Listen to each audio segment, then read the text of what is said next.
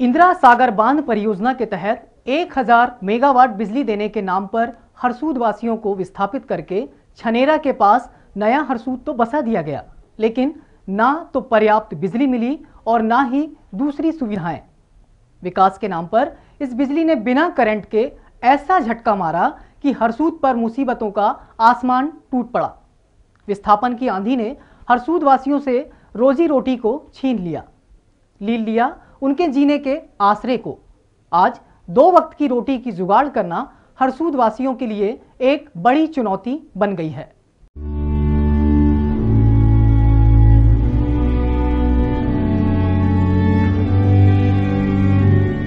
तीस जून को हरसूद डूबने के 7 साल बाद विस्थापितों की बस्ती नया छनेरा में बड़ी संख्या में ऐसे परिवार मिल जाएंगे जिनके लिए 2 जून की रोटी दुनिया का सबसे बड़ा सवाल है। एक सवाल जो हर रोज उनके घरों में सुबह होने के साथ जागता है और पूरा घर रोज उससे जूझता रहता है।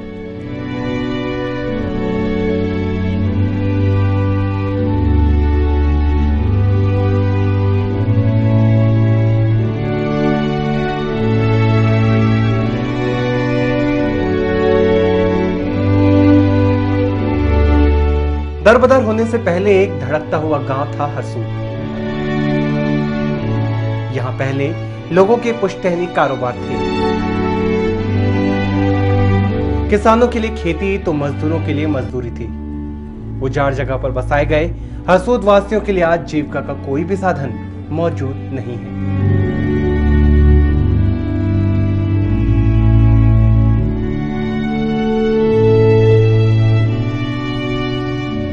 आपको पर्याप्त बिजली यहाँ पर उपलब्ध की गई है? पर्याप्त तो नहीं मिलती है।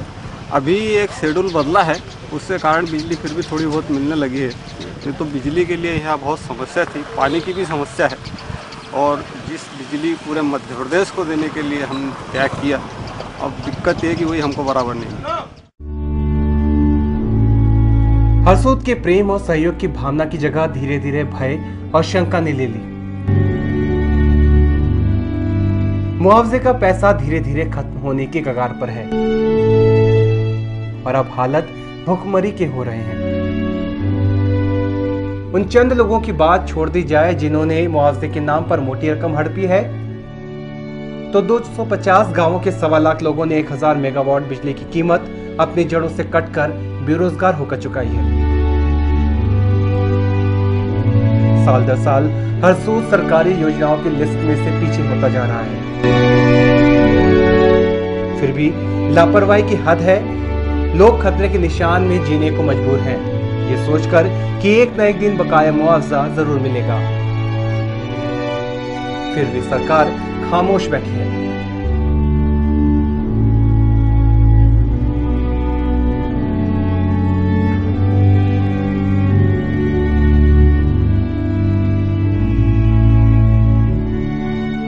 हरसूद का विस्थापन हुआ जरूर है, लेकिन यहाँ रोजगार के अवसर बिल्कुल नहीं है। सबसे पहले गवर्नमेंट को यहाँ पर रोजगार के अवसर खोलना चाहिए और इसी शहर को अगर किसी हाईवे पर बसाते तो वहाँ पर रोजगार के अवसर ज़्यादा होते। यहाँ पर देहात एरिया कम जुड़े होने के कारण रोजगार के अवसर कम है। इसलिए गवर्नमेंट को यहाँ पर फैक्ट्री या किसी प्रकार से अन्य सुविधाओं से यहाँ पर रोजगार के अवसर उपलब्ध कराना चाहिए। सबसे बड़ी समस्या यहाँ पर रोजगार की और यहाँ पर हर पब्लिक इस चीज़ से ज़्यादा त्रस्त है। जो हरसूद पुराना बसा हुआ था वो एक थोड़ा सीमित क्षेत्र में था। इसको ज़्यादा फैलाकर बसाने के कारण क्या हुआ कि हर व्यक्ति दूर दूर रहता है, मतलब किसी भी प्रकार से उसको आने जाने में, आज वहाँ से हुआ आता है बाजार तक तो उसको 10 रुपये लगते हैं, जाने में उसको 10 रुपये लगते हैं। इन्हें अननेसेसरी खर्च बढ़ चुका है यहाँ पर। इसलिए गवर्नमेंट को यहाँ पर अधिक से अधिक रोजगार के अवसर उपलब्ध कराना चाहिए। यहाँ पर जिस प्रकार से व्यापार पहले जिस प्रकार से व्यापार नाम की चीज़ यहाँ पर शून्य। आप समझिए जो पुराने हरसूद में व्यापार था उसका 25% भी नहीं है।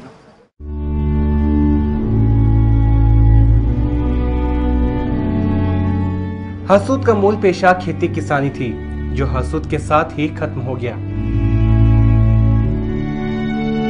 और साथ ही उस तबके के लोगों की परेशानियां भी बढ़ गईं, जो मजदूरी करके अपने परिवारों का पेट पालते थे। आलम यह है कि हरसूद से विस्थापित किए गए 5600 परिवारों में से सिर्फ 1000 परिवार ही नए हरसूद में रह रहे हैं। बाकी के परिवार कहां हैं, ये कोई नहीं जानता। विस्थापित बच्चों की शिक्षा, स्वास्थ्य कितना प्रभावित हुआ है, इसका आंकड़ा किसी के पास नहीं है।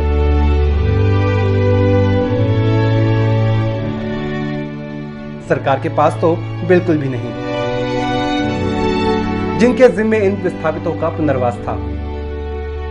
शासन स्तर पर आज तक सरकार द्वारा इन विस्थापितों को ना ही रोजगार के अवसर दिए गए और ना ही उद्योग लगाए गए, जिससे ये लोग अपने 2 जून की रोटी का जुगाड़ कर सकें।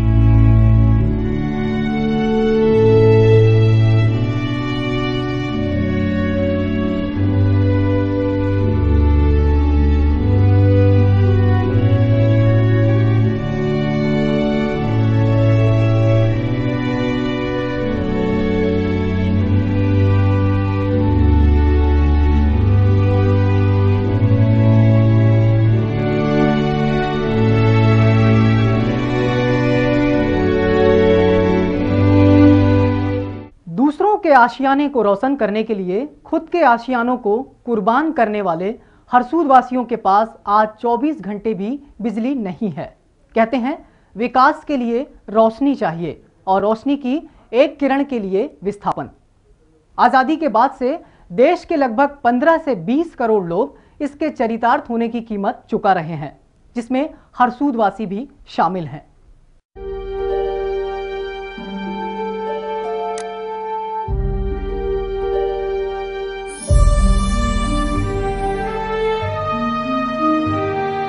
सात बरस पहले हरसूद खंडहर में तब्दील हुआ था।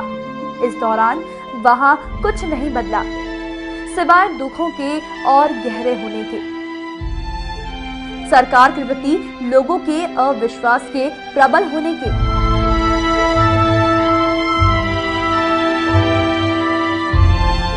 कभी राजा हर्षवर्धन की नगरी रहे स्वर्गीय हरसूद वासियों ने जो कुछ सहा, वो आर्थिक संकटों से ज्यादा मानवीय अविश्वास का दर्द था।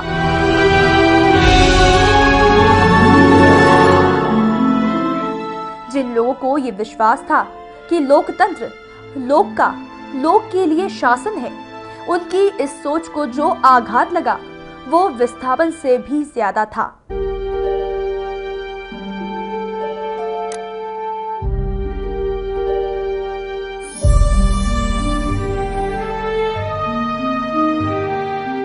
हरसूद से लोगों को विस्थापित ही इसलिए किया गया था कि उनके घरों की रोशनी छीनकर मध्य प्रदेश के लोगों के घरों तक 24 घंटे बिजली पहुंचाई जाए और साथ में ये वादा भी किया गया था कि नए हरसूद को प्रदेश का ही हिस्सा समझकर सारी सुविधाएं उपलब्ध कराई जाएंगी, लेकिन ऐसा हुआ नहीं। स्थापित करने की पुरजोर कोशिश करें, जिसमें कि अभी प्रतीक्षारत प्रस्तावित रेवा थर्मल पावर प्लांट जो है प्रस्तावित है, उसका शिलान्यास करने की पुरजोर कोशिश करें। मैं ये पूछना चाहूँगा कि आज दिनांक तक क्या पर्याप्त आपको मुआवजा मिल चुका है? हमें मुआवजा तो ये मान के चले कि हमारी जो जमीन का मुआवजा दिया गया है 39 रुपये 20-30 पैसे, जिसमें कि आज हम एक मीटर सूती कपड़ा नहीं खरीद सकते। अगर ये हमारी जमीन का मुआवजा है तो इससे ज़्यादा धोखा हमें सरकार क्या दे सकती है। मैं ये पूछना चाहूँगा कि हरसूद के साथ में ऐसे कितने गाँव और होंगे जो डूबे हैं? 249 गाँव। जगमगाती बिजली की रोशनी में लोग शायद ये भूलते जा रहे हैं कि दूसरों के घर से चुराया गया सुकून ज्यादा दिनों तक सुख समृद्धि नहीं देता। रोशनी की अंधी चाह में हजारों के घर बार कुचलना, उनको सहज मानवीय अधिकार ना देना 1 अरब की आबादी वाले इस देश में मायने ना रखता हो, लेकिन उन लोगों के लिए जरूर मायने रखता है जो इस दौर से गुजर चुके हो या गुजर रहे हैं। आज हरसूद से खदेड़े गए लोगों की सुध लेने वाला कोई नहीं है। विस्थापन से पहले जो जैसा था, अब उसकी हालत और बदतर हो गई है। किसान मजदूर हो गए, मजदूर बेकार हो गए, व्यापारी कर्जदार हो गए और कर्जदार फांसी पर झूल गए।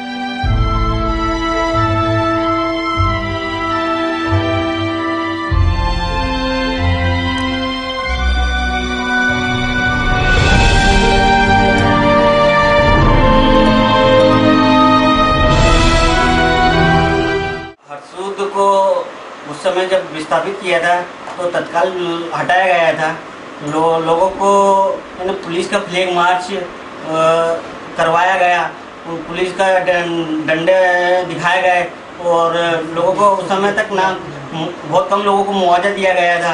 और मुआवजा भी बहुत जो दिया गया वहाँ के लोगों को वो इतना कम था कि उससे ना वो अपना मकान बना सकते थे और भरी बरसात में उनको उखाड़ा गया था। और उस समय जब नया हरसूद में लोगों को भगाया गया तो उस समय नया हरसूद में कोई सुविधाएं नहीं थी, ना पानी थी, ना बिजली थी, ना सड़क थी, कुछ सुविधाएं नहीं थी। और लोग जब गए वो ना रोजगार के साधन उपलब्ध कराए गए थे। आज भी 7 साल हो गए, हरसूद में कोई रोजगार के साधन उपलब्ध नहीं है। वहाँ के युवा जो पढ़े लिखे लोग हैं वो भी आज भटक रहा है, दर दर भटक रहा है। हरसूद के कई विस्थापित उसमें से कुछ ने इतना कम मुआवजा दिया कि आत्महत्या तक हो चुकी है हरसूद में। और लोग क्रिमिनल बन रहे हैं। इस तरह से सरकार ने जो रवैया अपनाया, एक शहर को बसाना था, जिस तरीके से बसाना था, जिस नीति से बसाना था, वो नीति के अनुसार ना बसा के जो सुविधाएं देना था वो नहीं दी गई। जिस तरीके से हरसूद के विस्थापन के विरोध में लोगों ने पुलिस की पिटाई सही,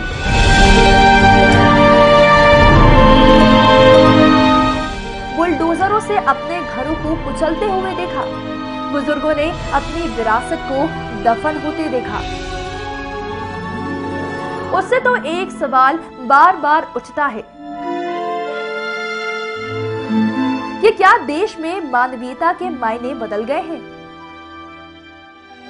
क्या सरकार ही इतनी निर्दयी हो गई है जिसे इन हरसूद वासियों का दर्द दिखाई ही नहीं दिया?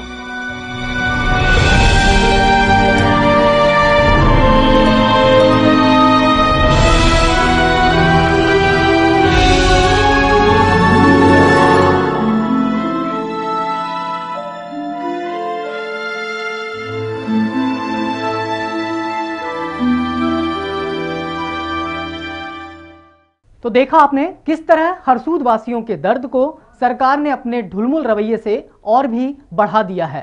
अगर विस्थापन का मुआवजा पहले मिल जाता तो शायद इन लोगों को कुछ राहत तो मिल ही जाती, लेकिन विस्थापन के 7 सालों के बाद भी मुआवजा और स्थायी जमीन के पट्टे ना मिलने से इन लोगों का दर्द अब नासूर बन चुका है।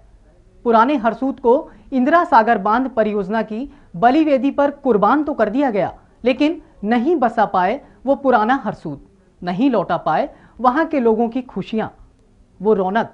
आखिर कहां खो गया वो हरसूद? कहां गई वो चौपालों की रौनक, वो हंसी ठिठोली, वो लोगों का रेला, बाजारों की हलचल, त्योहारों का मेला, वो शिशुओं का मधुर रुदन, वो अजान, वो घंटियों की गूंज। आखिर कहां खो गया वो हरसूद? हमारी खास पेशकश में आज इतना ही। दीजिए हमारी पूरी टीम को इजाजत और आप देखते रहिए टीवी 99।